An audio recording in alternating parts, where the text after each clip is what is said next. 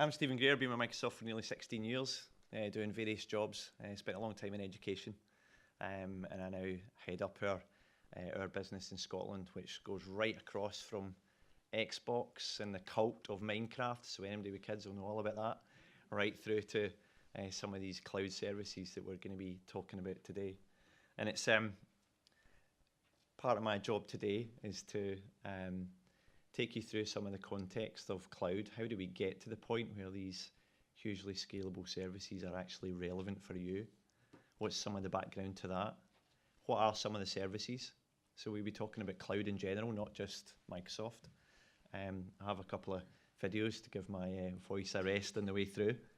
And then we're going to take at the end a little bit of a future gaze at what some of those services might look like. And I hate to say 10 years' time because, and I'll come to that at the end, but actually it's never as long as we think it's going to be before the next huge wave of technology hits. So, let me move some of these on. Okay, so if we think about how things are changing to start with, and I'm sure Abby covered some of this morning. I mean, we do live in pretty amazing times from a technology perspective. If you think about some of the things that are happening worldwide, and I loved the kind of infographic that was floating about in social media a few weeks or months ago that said the world's biggest taxi firm owns no cars. The world's biggest accommodation provider owns no hotels or rooms.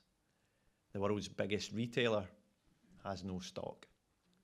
And that's Uber and Airbnb and Alibaba, the Chinese retailer. And the most popular media company in the world absolutely creates no content whatsoever in the form of Facebook.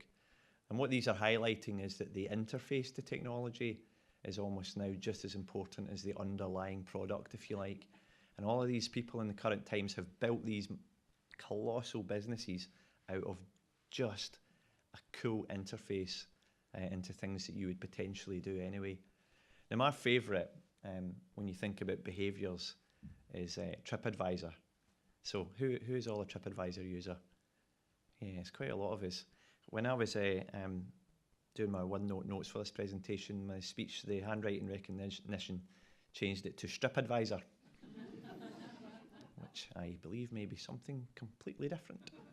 Or a fantastic business opportunity, as some of you will be sitting there thinking. And TripAdvisor, again, for me, and I don't know if it does the same for you, but it drives really odd behaviour, TripAdvisor. So I will scroll through when looking for, say, a hotel room in Cornwall, for want of a better place. I will scroll through 10 gold star reviewers. I'll scroll past Bernard in Truro and Jeff in Cornwall till I find Tam from Auchinleck. Why is it that I trust him to tell me what is a good hotel room in Cornwall more than anybody else? It drives the oddest behaviour. So, on to cloud. So I have a poll question for you, which I think the guys are going to consult on the phone, just so I get to know my audience a wee bit. Who uses a cloud service already? Well, excellent. So that means that it looks as if... Oh, we're going up. Let's see what kind of job I have to do.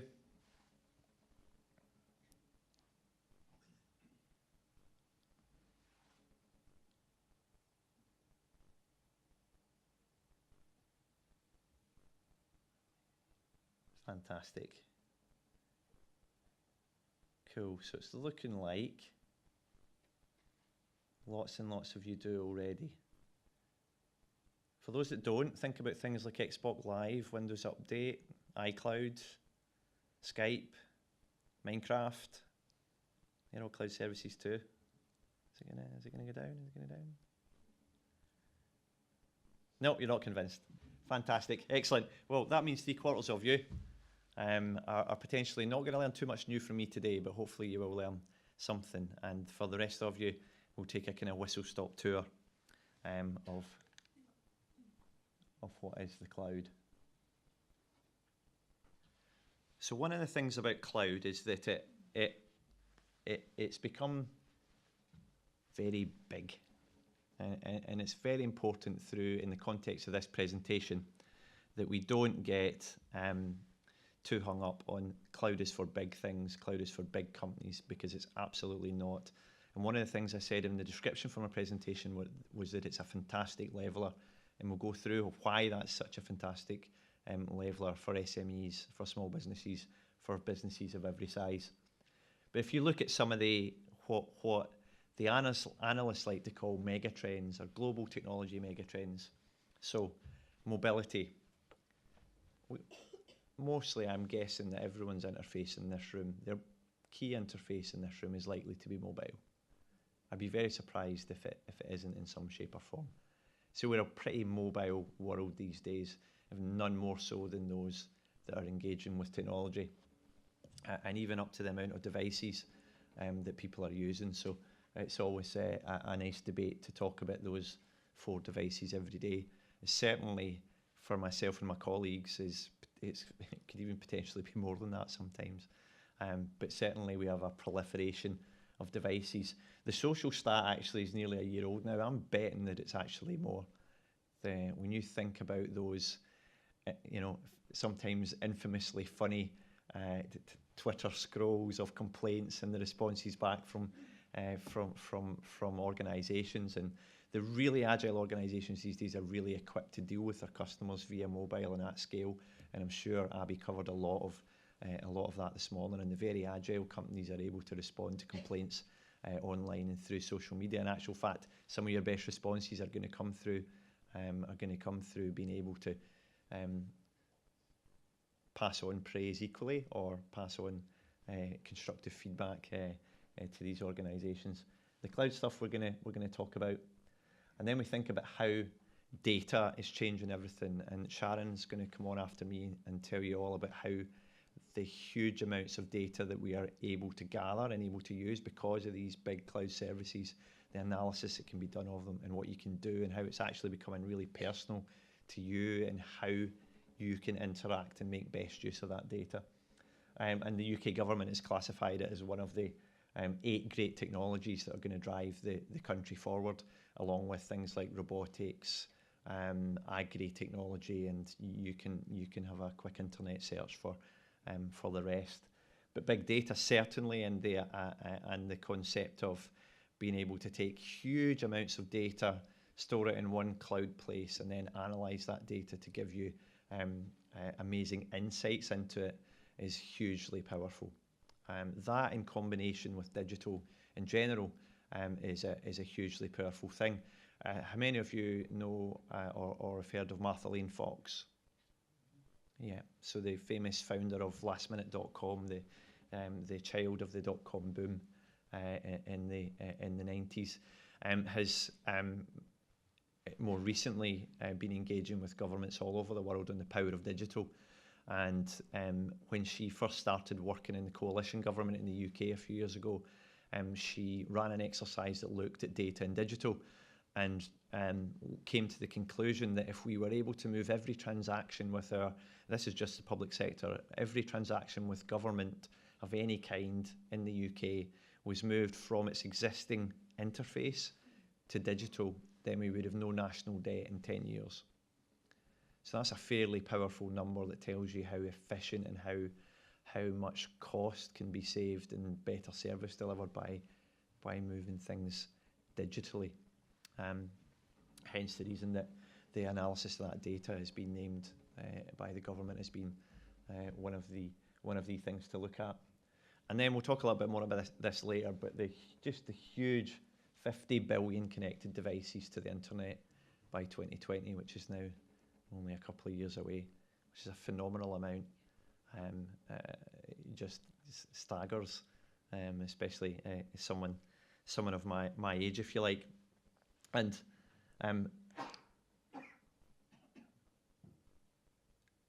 we certainly are, and Abby again will cover some of this morning, but we certainly are looking at things very much differently. So if you look at the shift that's happening from a technology and from and just in a cultural perspective, we're moving from customers. I buy something from you, I go away, and we have this concept of brand ambassadors, because people don't just come and buy from you anymore. They come and buy from you, then they tell their pals socially, then they like your page on social media, Then they sign up to your Twitter feed so they can have updates on what they've bought.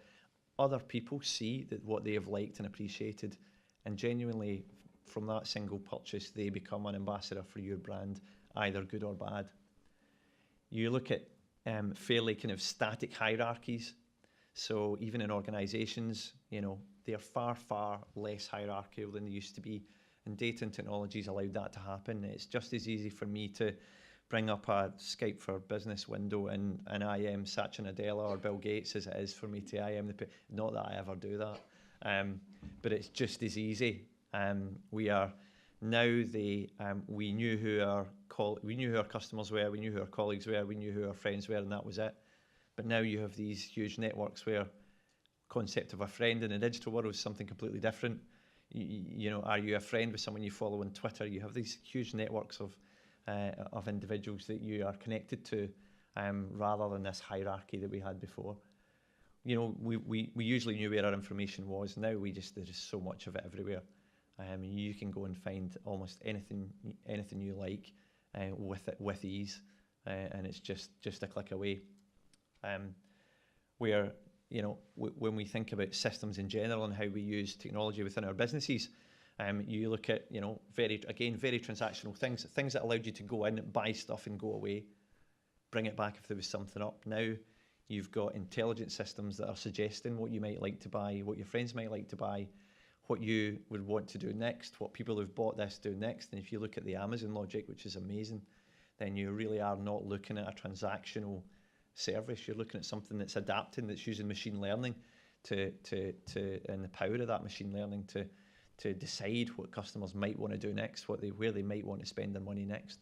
And that, as we're going to see in later on, is something that is just as accessible to you as it is to huge organisations. So I'm sure that Abby covered this morning Google Analytics, for example.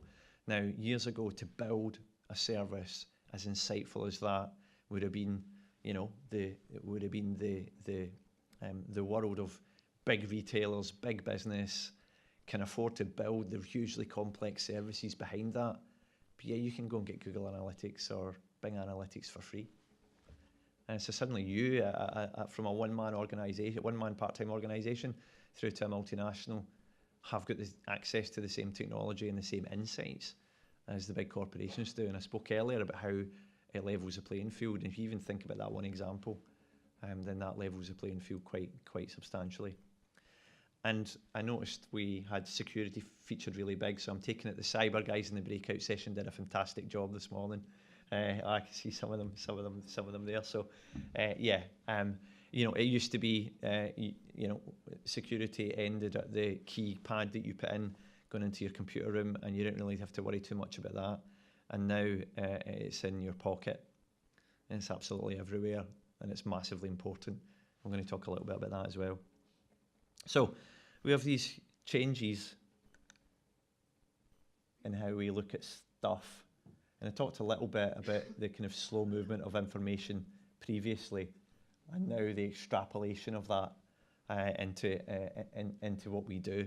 And it's not just us who are learning. We have the concept of machine learning in there. So some of you will have seen the news article during the week about the organisation that Google bought. I think they're called DeepSolve. Anyway, they managed to beat in the game Go, which is hugely millions more different combinations than chess. And that's a machine learning technology that managed to beat the best player in the world. Now, that's been going on for a while, and Kasparov versus Big Blue and stuff like that. But it's only going to increase. Now, just for the literary fans in the room, who knows the answer to what information travels fastest? Anyone? Douglas Adams? Bad news, exactly. Bad news travels faster than anything. I think he actually said if you could invent a spaceship that was powered by bad news, you would have the fastest spaceship ever. But yeah, it's a fast-moving, huge technological world out there. And again, we talked about workforces and siloed teams.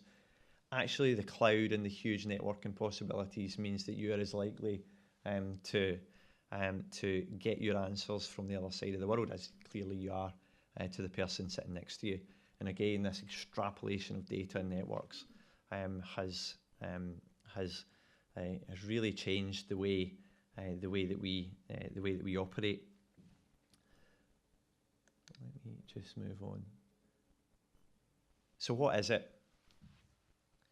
So we've had cloud technology for a while. So anyone that's had Hotmail or Gmail or any kind of internet-based services essentially been using a cloud service for a long time. And those are fairly almost easy. I prefer not to use the word commodity type services, but to a certain point they are becoming that. So cloud's been about for a while, and I give you lots of examples in the polling question.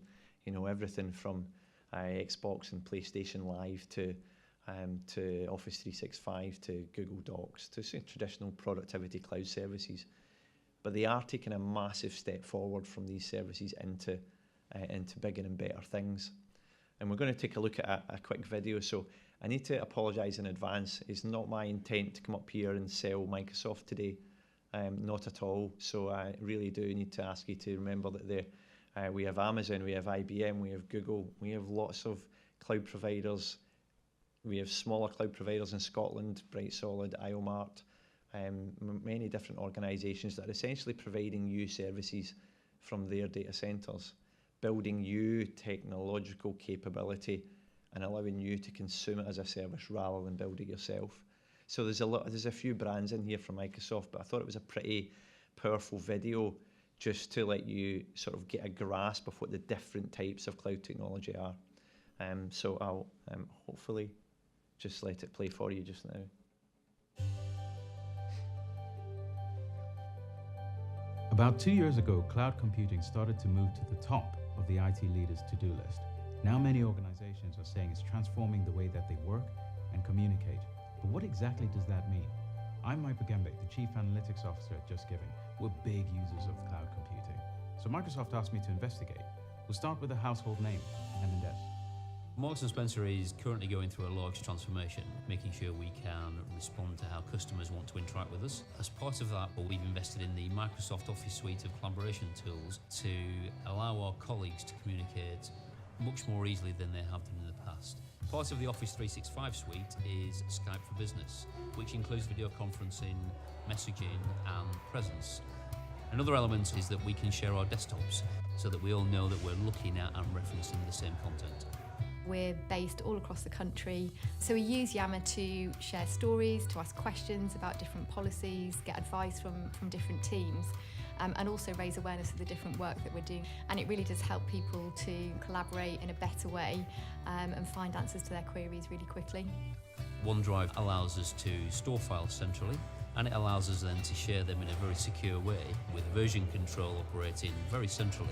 It does make it a lot more easy than it was in the past. One of the most exciting parts of Office 365 is OneNote, which runs across any device that you have and allows you to organise all of your notes into one place. Those notes can then be individually shared with whoever you like. So from a productivity point of view, OneNote is a really exciting product. It's fair to say that these tools have transformed the way that I work. When you use a third-party app such as Office 365, that's called software as a service. You sign up, you configure it, and you distribute it to your users. You don't have to worry about the hardware, because that's taken care of. But what if you want to develop your own applications and host them in the cloud? That's called platform as a service, and that's exactly what international currency provider Caxton FX is doing. We've been running systems that have been running on servers in our building, and those servers fall over. So by moving to Azure, we've now got a solution that is managed by somebody else and is guaranteed uptime. It was a no-brainer for us. From July last year to the launch of the product in January, we built a complete new trading platform, core banking platform, customer care, customer-facing website, and a brand new marketing website using all the latest things on Azure platform. If we'd had to build that ourselves, it would have taken us maybe 5 times as long. If the regulation in, say, Singapore says you've got to keep our customers' personal data within territory, I can do it. I can bring up a new database in a suitable data center that Microsoft supplies in Azure, and it's fully integrated into the environment straight away. Previously, I'd have had to send people out to Singapore, find a data center would have been a complete nightmare. Anybody that deals with credit cards or debit cards comes under the remit of PCI compliance. The Microsoft data centers are already PCI compliant. For a company of our size, it makes a huge difference having somebody taking that off our plate. My next visit is to dunnhumby, a world leader in providing direct marketing to consumers, working for large brands. They needed a solution to provide personalized, real-time recommendations to millions of online shoppers all over the world. Unlike Caxton FX, dunnhumby didn't need a ready-made development environment, but they wanted access to server hardware without the pain and the cost of engaging and maintaining a global network of data centers. That's called infrastructure as a service. dunnhumby focused on direct marketing to customers. We wanted to engage with customers digitally, so we needed to take our dunnhumby science and start activating that in the digital channels. We wanted to talk to people while they're online, millions of people at a time, and understand what they like, what they don't like, and personalise their shopping experience as they shop. The quantity of calls that we would be getting could be 10,000 transactions per second, and to be able to deal with that kind of volume of traffic at scale robustly in any market is going to be a challenge for anyone, but we don't have to worry about it right now because we use Azure and we have response times under 30 milliseconds. So that's an incredible thing to be able to deliver. With Azure, you're not locked in to just use Microsoft technology. I love the fact there's now HT Insight, so you can use Hadoop. I love the fact that you can support Linux, and we use all of that stack. But I also love the support you get around Azure. We totally understand the value of having Microsoft behind some of these technologies who can support and help us when we need it. Delivering recommendations in milliseconds to customers on the other side of the world requires an end-to-end process, which is gigantic. If we had to build that entire thing, we'd be here forever. We can concentrate just on the delivery end, and that's the really important part for us because that's where we can add value. Microsoft takes care of the rest. When you don't have to worry about hardware, it allows you to focus on the thing that you do best, and that's my experience. We came to the point where we understood that relationships give us a really good indication of what you care about and the things that are most relevant to you. And that's where Microsoft really began to play its part, because that created a huge amount of data. Looking at our data as a graph of nodes and relationships meant that we had 70 million nodes and 283 million types of relationships that were expressed within the graph. We realized that the technology that we had in place couldn't provide a solution. The numbers were too great to generate personalized experiences on the fly. So we looked to the cloud. We looked to the raw computing power that we could tap into and scale from time to time. And in Windows Azure, we found our solution. What's great about the platform and the direction it's going is that it's completely aligned with all of our objectives. We want to be able to respond in real time. We also want to be on your mobile. And Microsoft technologies allow us to achieve those objectives very quickly. It feels like we've created something that can make a positive difference in the world. You just want to shout about it. Of course, security is important for Just Giving, just as it is for every organization that we visited, and Microsoft's cloud is officially recognized. So there you have it.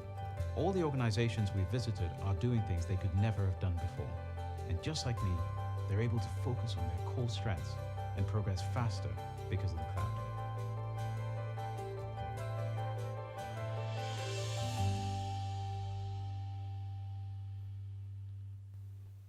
Cool. So hopefully what you took from that was that what the IT industry has given you in these, in delivering cloud technology, is the ability to take advantage of these services, focus on what you do as a business, and leave the the building and construction and operating and maintaining and securing of all of that IT service to cloud providers.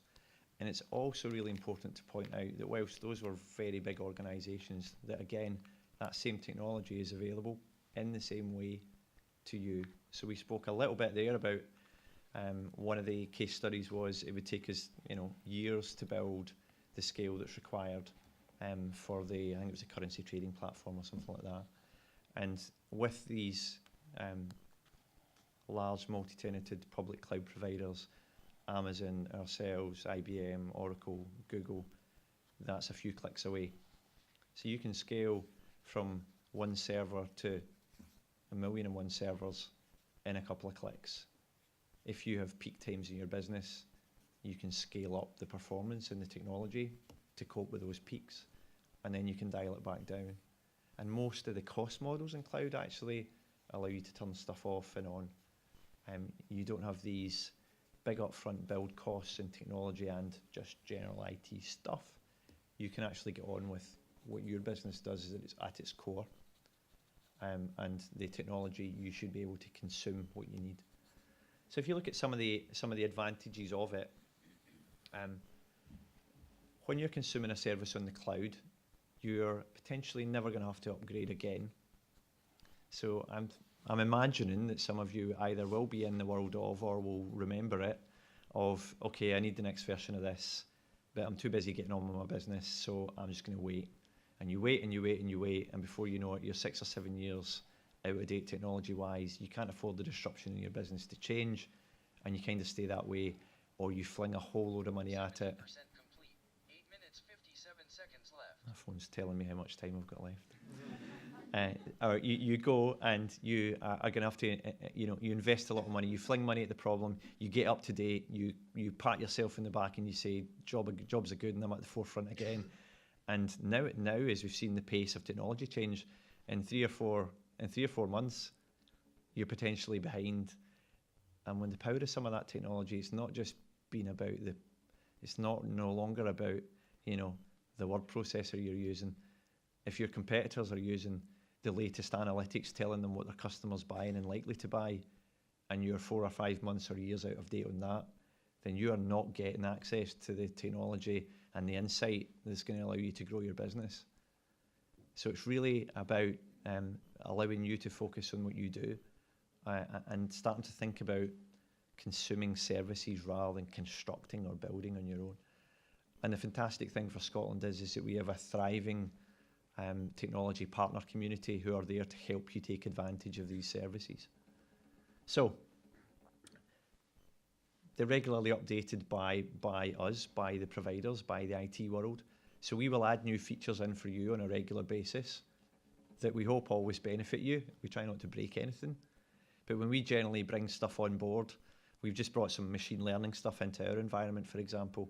And that suddenly means that machine learning, that the same technology that allowed that very clever program to beat that very, very clever games player is available to you. So that same power is there for you to use. Now, I'm not telling you can go and pick it up and know how to use it insightfully to start with, and that's where those partner communities come in. But certainly that's something to be aware of. So I'll whisk through a couple of these.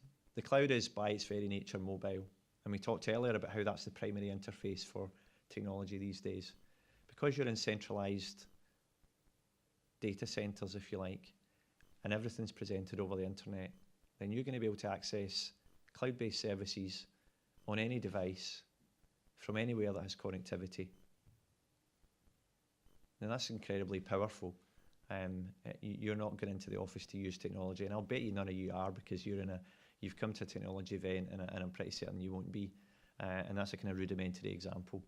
But certainly that ability to act on your business from anywhere is by its very nature built into cloud.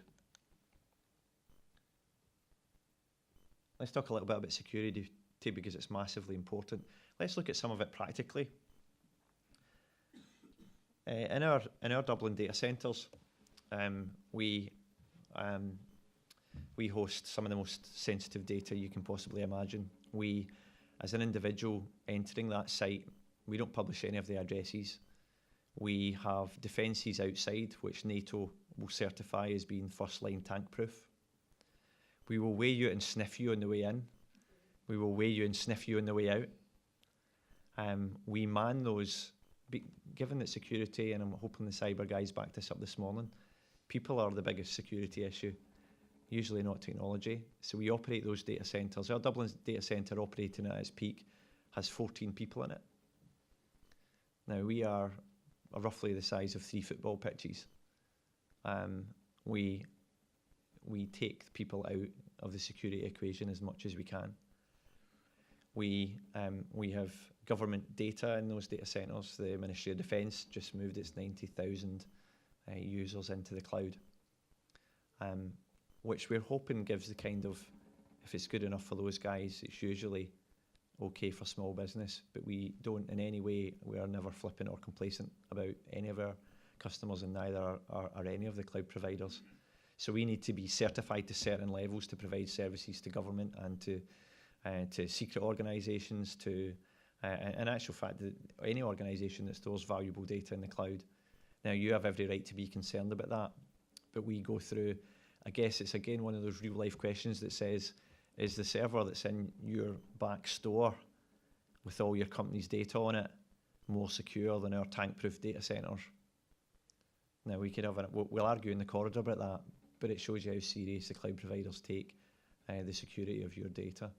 And the fact that we have 4 different copies of it in 4 different geographic locations, and that's pretty usual for a cloud provider, means that those high, ransomware demands that you get on your PC, if your data is in the cloud, you are far, far, far less likely to be impacted by something like that than you are if it's stored on the hard disk of a PC or on a server hard disk in your office. It's just a fact of modern IT security that is the case.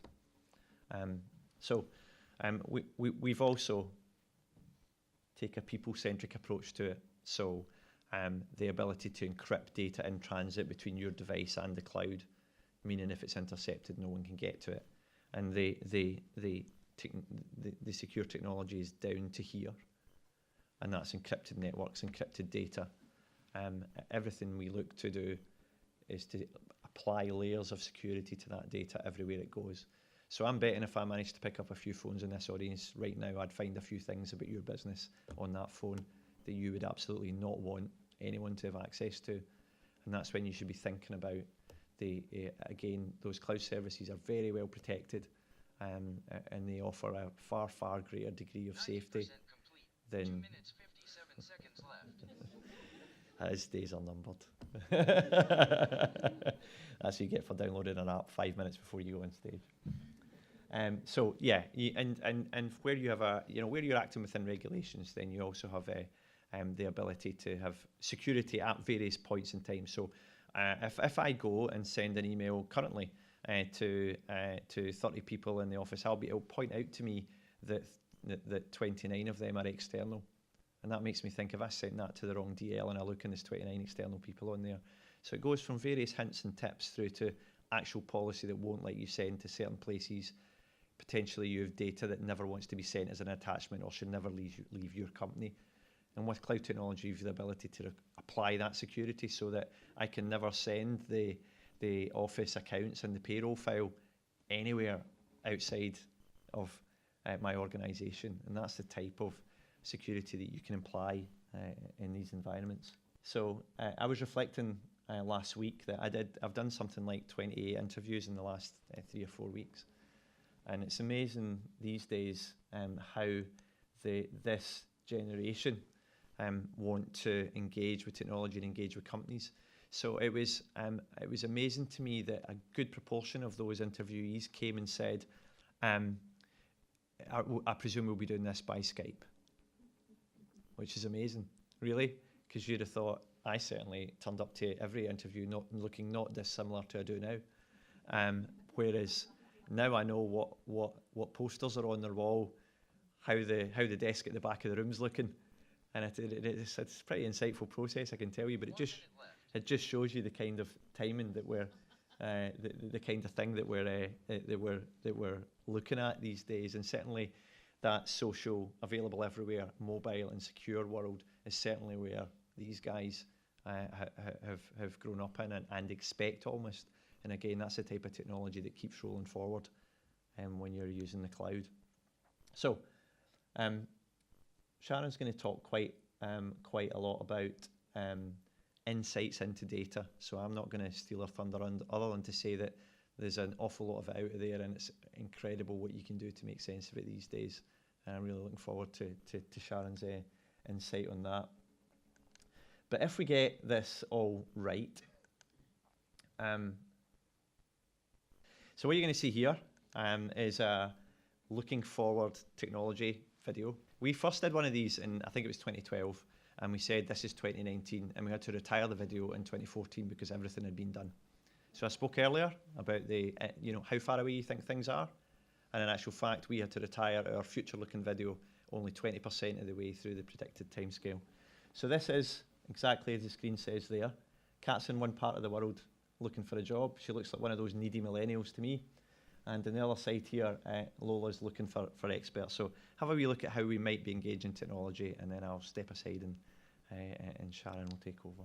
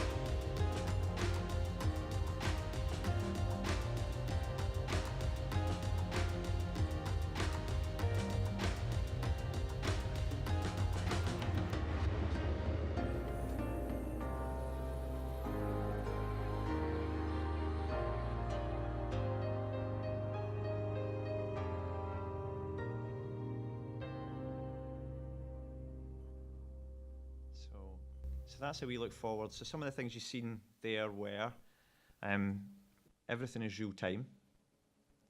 You've seen a real empathetic view of presence. So you're no longer a green dot, a red dot, or a red and white dot as you can be in Skype. It's holographic, video-based presence technology.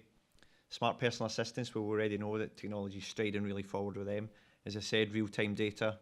You've seen some of the holographic stuff, so the HoloLens type technology that our research labs are working on. And then you've seen the completely adaptive mobility. I walk in with a device, I place it next to a display board, that suddenly becomes my working environment. I pick it up, I take it away, I park it on my desk at home, and it suddenly activates the fridge and the table and all sorts of stuff like that. So, and again, all of the power behind that, because it takes a lot, just sits in these big cloud data centers that hopefully you never have to see. You just consume that technology as a service. So I'll leave you to it at that point. Hopefully I've given you a reasonable insight to cloud technology, where it's going, where it can help, and very much convinced you that actually you can go and get some of this stuff. It's not just the domain of the multinational, if you like. So thank you very much for your time, and I hope you enjoy the rest of your day, and I'll be in the Q&A panel later. Thank you very much.